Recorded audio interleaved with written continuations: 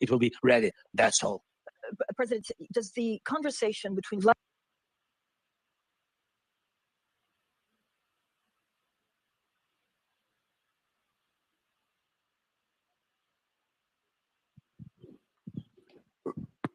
Risk? What is it?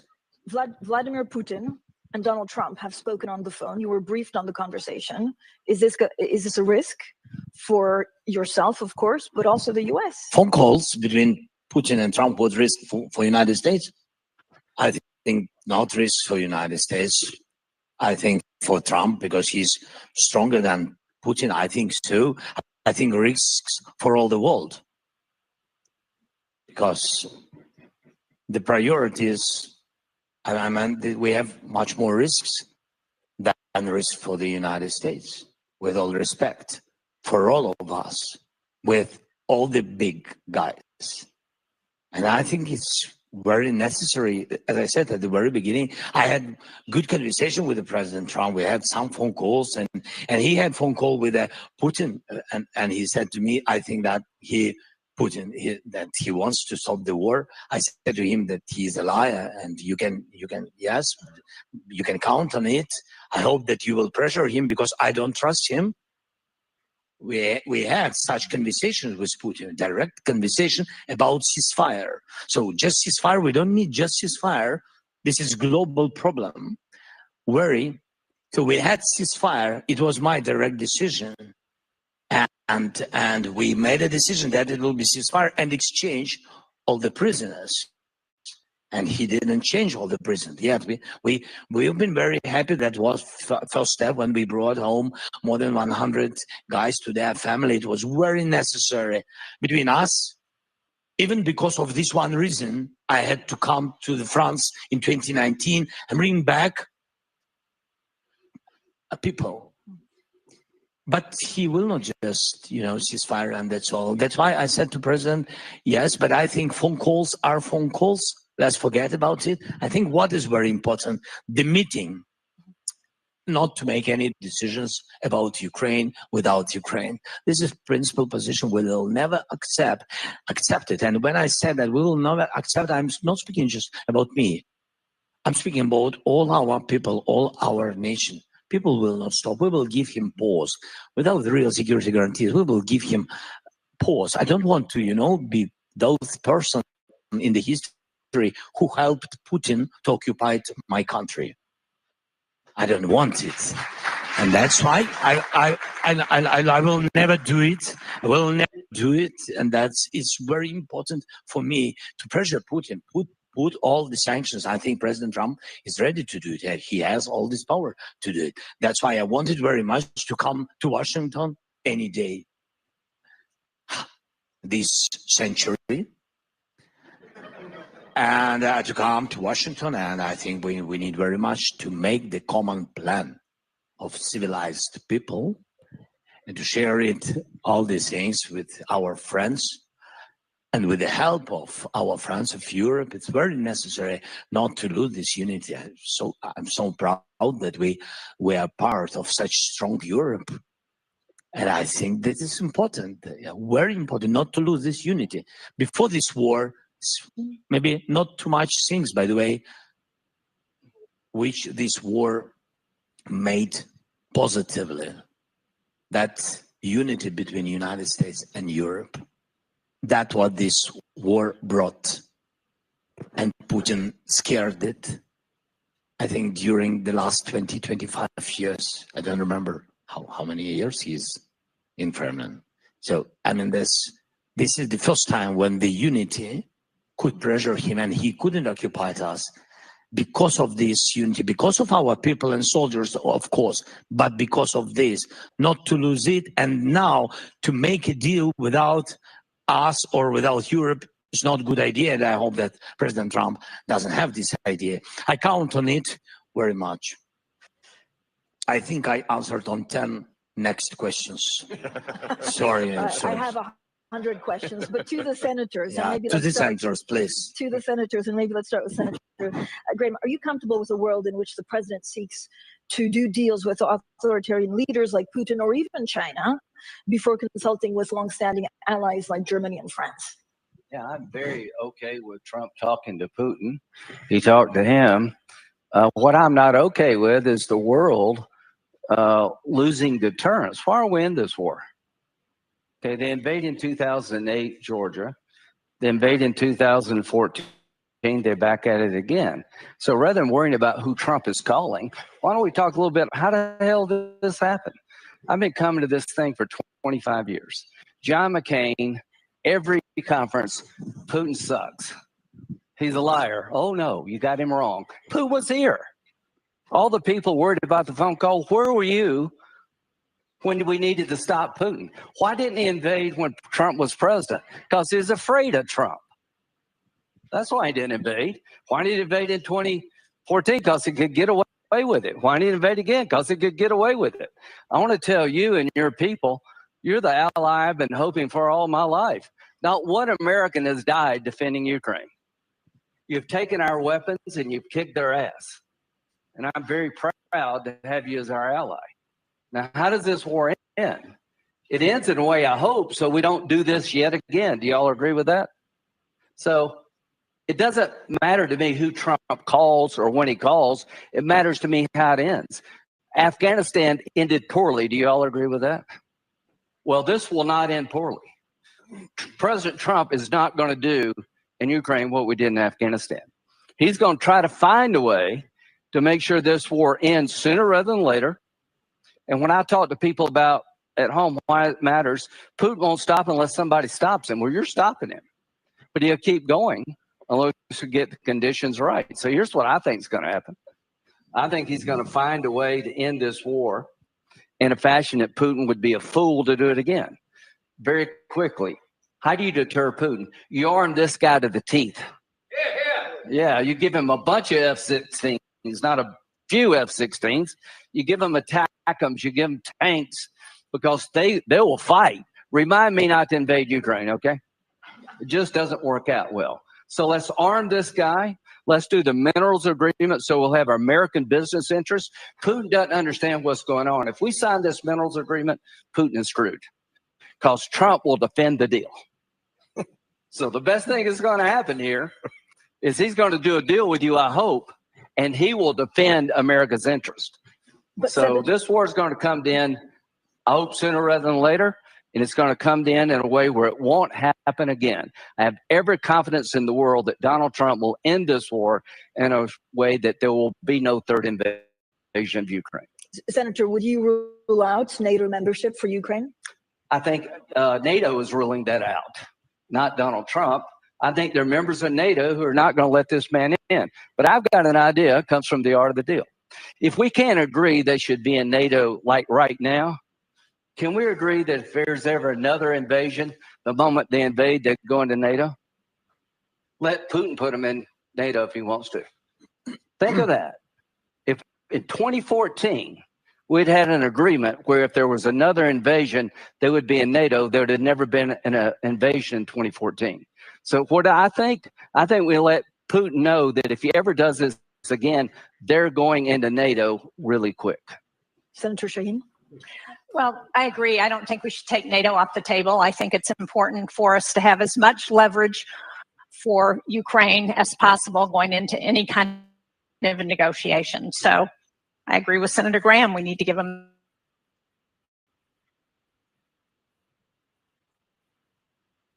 I think we need to make sure that NATO membership continues to be on the table, and we need to do everything. And here's what I want to say. These people are absolutely nuts.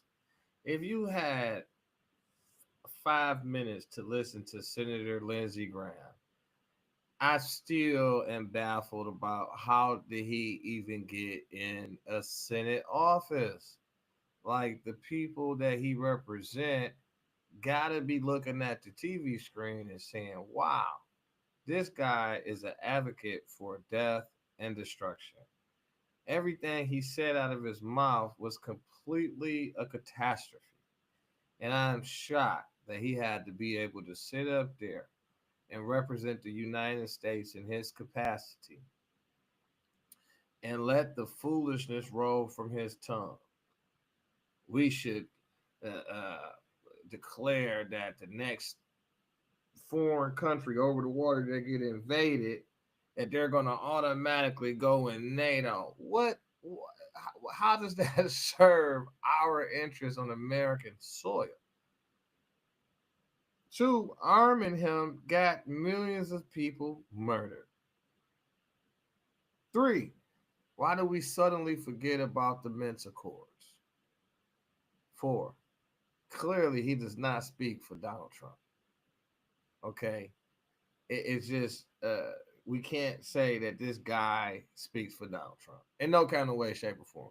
He speaks for himself, and I guess his constituents, but for the whole of America, the whole of America demands peace. All right, and we're not funding wars. We're not supporting it. We support freedom. We do support defense of yourself, but here, listen, it's not going to involve American soldiers and American finance.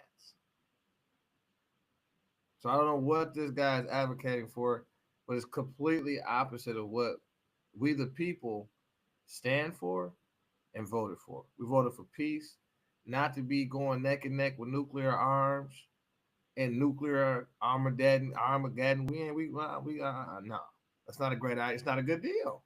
It's just not a good deal. Why would we vote for that? Why would we agree to that? How is that a good deal to trade in exchange nuclear warheads? Like, cut it out, Graham. All right. Everything you just said out your mouth was to appear tough, and it really hurt your credibility, especially on foreign relations, foreign affairs. How did you make it to be a senator? I'm confused, man. I need to go where you would live at, and I need to be running for office. I need to be competing against you. And because this appears to be some corruption, I just can't believe somebody voted for you to say that kind of stuff. It's crazy. What world do you live in?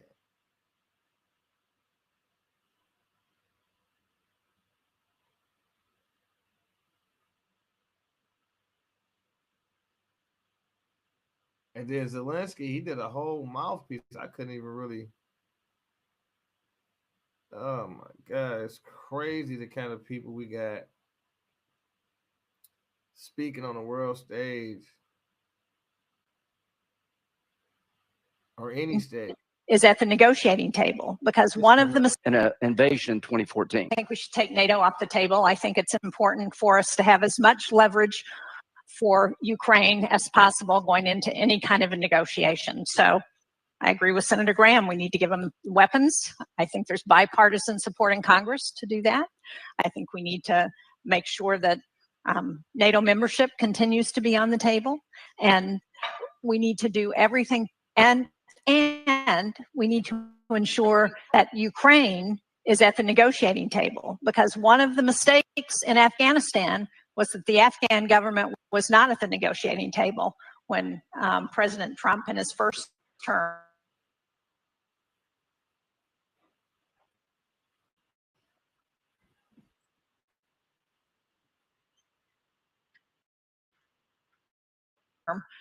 negotiated a peace. Mistake that Americans make and don't recognize that a unique Vladimir Putin view the world. And it's clear that there's no cost-benefit analysis for Putin here, because he's sacrificing hundreds of thousands of Russians on the battlefield, and now North Koreans dying by the thousands. And Putin doesn't seem to care, and the people of Russia don't seem to be holding him accountable, perhaps because they're only hearing one side of the story. So I think we need to recognize that Putin is driven by a vision of restoring the Russian Empire. And that's why I believe that he won't stop at Ukraine. And that's why it's so important that we must stop him together in Ukraine. But does a peace deal need to go back to the borders in 2014, the same borders? I think the peace deal needs to be something that this gentleman right here can sign proudly, and that, first of all, does justice to what happened to Ukraine.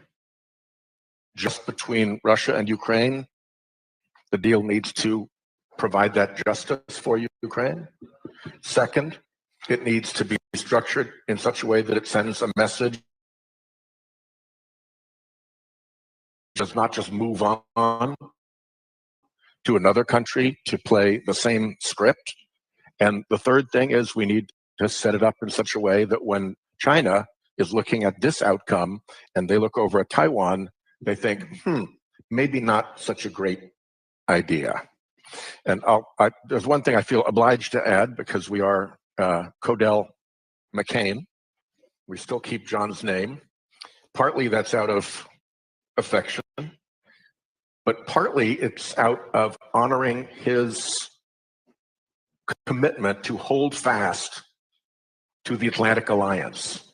And what I want people here to know is that at least for the Senate, there is strong majority, super majority, in favor of supporting Ukraine, seeing this through, making sure this does not come off as a win for Putin and embolden him further.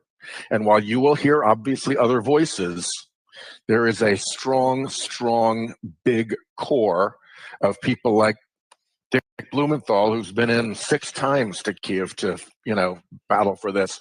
There is a very strong reservoir of determination in the Senate to see this through, and it is a bipartisan reservoir of determination.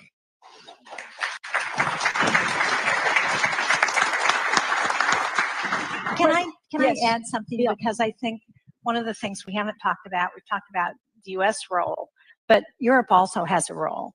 The sanctions that we've put on Russia are a lot stronger if Europe is fully engaged in those sanctions. And Europe has also contributed to ensuring that Ukraine can defend itself.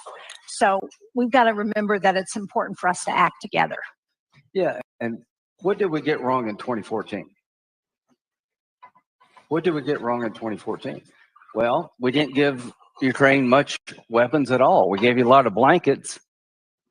So we didn't have the policy of giving you what you need to defend yourself, right? We didn't mention anything about the consequences of another invasion. We didn't seize the moment to integrate our economies by doing mineral deals. Everything we didn't do in 2014, we better do now. Including going after that shadow fleet that is keeping his money flowing in. That shadow fleet has gotten away with way too much. But President Zelensky, what we understood from President Trump is that there'll be no NATO, no U.S. troops, and Trump is happy to carve up land. So again, a reaction to what we've heard this week, and how would you sell it back home? What's been the reaction in Ukraine?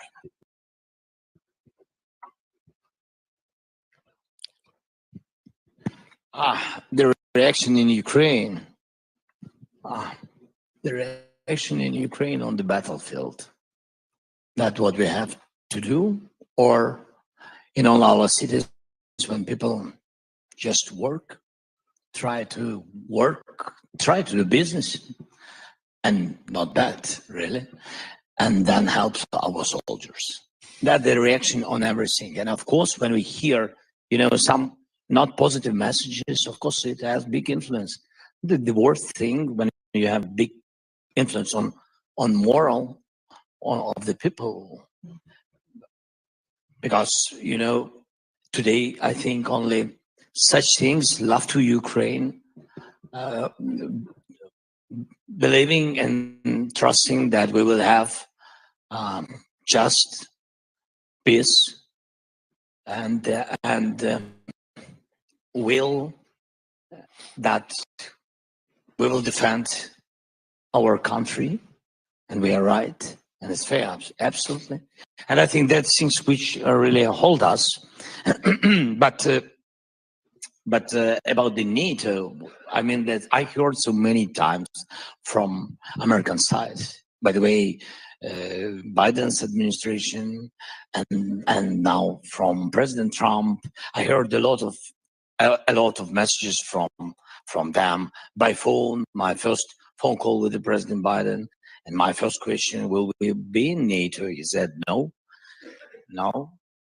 And I said, we will see. And then we had more meetings, more questions, but be very honest. United States they never saw us in NATO. They just spoke about it, but they really didn't want us in NATO. It's true. I'm not about people, and there are a lot of congressmen, yes, senators. It's true who've been always in participation with our NATO will, but really on the level of leader of the country, on the level of president, never I heard it. But during my term, I never heard that we will be in NATO. Never. So it's not the question to Trump, to President Trump, with all respect to everybody. That's the question to the policy of the United States or of the White House. This is the policy that Ukraine is not in NATO. But it doesn't mean that we can't change this, because now we see that NATO in Europe consists of strong soldiers, mostly in Ukraine. We are not in NATO, but we really have strong army, which can really make stronger NATO everywhere. And I think this is in both interests to have Ukraine in NATO, and both interests, in interest of Ukraine and in interest of NATO. And that's why when we speak, and we spoke with the President Biden, and we spoke with the President Trump, and especially now with the President Trump, I asked, so, okay, if it's not NATO for today, if it's not NATO, we will ask tomorrow, it doesn't matter. But if we're speaking about today, what alternatives? What the alternatives? I don't know. What I see, if we don't have NATO, real NATO, we will make NATO in Ukraine. It means that we need to increase our soldiers, our army, twice. We have 110 brigades. Russia has 220 brigades, real brigades. So they are 2 times bigger than we for today. Yes, but they're increasing mobilization and training, what they're doing now. NATO, there's real brigades in Europe, what can I say? The real brigades in Europe, it's about 82. Today I spoke with senators, 82 brigades, and we have 110. Even together, we are not comparable with Russian army. Even together. So we have increased together. So if we speak security guarantees, we have to find money for a bigger army for Ukraine. And also we have to find possibility how to increase production and increase army in Europe. Who knows? Maybe it's common forces. I don't know. We are ready to speak about it. We have a lot of questions from the floor. I just have one last question for Senator Graham. There's been discussion that China could or even should actually play a role in the Ukraine peace process, even as a guarantor of Russia's good faith or helping out with reconstruction. Is that scenario one that you can envision and that would serve U.S. interests? Well, if China wanted to help get Russia to end this war, that would be great. How many people would like to see China help Russia end this war? I don't know if they will or not, but I've got a bill called pre-invasion sanctions that if China invades Taiwan, we're going to have sanctions from hell and tell them what comes their way. Senator Blumenthal and I had a pre-invasion sanctions bill if Russia invaded Ukraine. Nobody wants to be provocative. If we put Ukraine in NATO, it will make Putin mad. Well, I think he's mad already. So it's not about you. He wants to take the place because you got $7 trillion. Quit worrying about making him mad. Make him scared. Quit worried about offending China. Make them think twice about what they're going to do. If you invade Taiwan, we're going to crush your economy. We're going to put tariffs on you. We're going to put sanctions on you. We won't treat you as a normal country because you're not a normal country. What kind of deal am I looking for? One that not only will deter Putin, will deter Xi and anybody else. It's not working being nice to these people and being afraid of these people. We have a question here, and then a second question over there, and then third. Oleksiy Goncharenko, member of the Parliament of Ukraine. And my question is to American colleagues. Very striking speech of Vice President Vance right now. He was very critical towards Europe, not so much towards Russia. He almost didn't mention Russia and Russian war against Ukraine. So my question is, today is a happy Valentine's Day. Happy Valentine's Day to everybody. Love and marriage between, and alliance between America and Europe made both sides of Atlantic Ocean great. You now want to make America great again. But is it right way at the beginning to make America single again? Thank you very much. Senator Shane. Look, that's why I said it's important for the United States. It's been one of the longest relationships of allies, certainly in the U.S. history. And I think it's important to continue that. And I think Vice President Vance missed a good opportunity to point out the past relationship and why we have been successful when we've acted together. President Zelensky spoke. No, that's an applause line. Go for it. It's a ridiculous thing to applaud because he said yesterday, if Ukraine is not an independent sovereign nation, we'll sanction the hell out of Russia and maybe use the military. You must have missed that. But he needs to repeat it. It was in an interview, so maybe today would have been the right. But another time to say it. With respect to President Zelensky's comment about his need for resources and Senator Sheen's comment about the need for the U.S. and Europe to work together, one very easy way to tie all that together would be to seize Russia's frozen sovereign assets. Amen. Or, if that's too frightening, collateralize them against a massive loan to Ukraine that they then backstop if Russia doesn't make good out of reparations afterwards, and get that money flowing. I think that the bankers are frightened about it. People are frightened about what it means for the currency. But I endorse Lindsay's view that this is what do they call it? A nettle that is worth grasping. Another question. I'm from the Baltics. In the beginning, nobody wanted Baltics in NATO. And nobody had even defense plans. We had no troops. Now we have it all. And it was legendary Senator McCain who started that campaign. So Senator Graham, if you represent that group, you know, we have many Lithuanians, many Ukrainians, many Poles. We have Central and Eastern European coalition, 25 million American citizens of our descent. We will vote for you. Do it what you did for us. Make Ukraine NATO member. Well, yeah.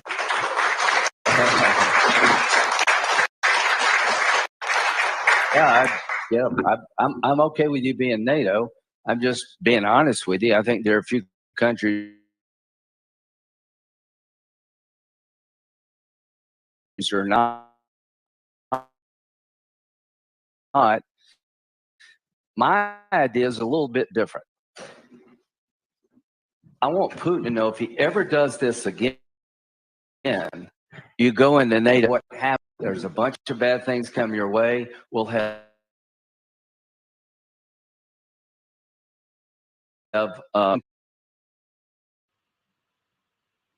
So basically, this is a meeting of the warmongers.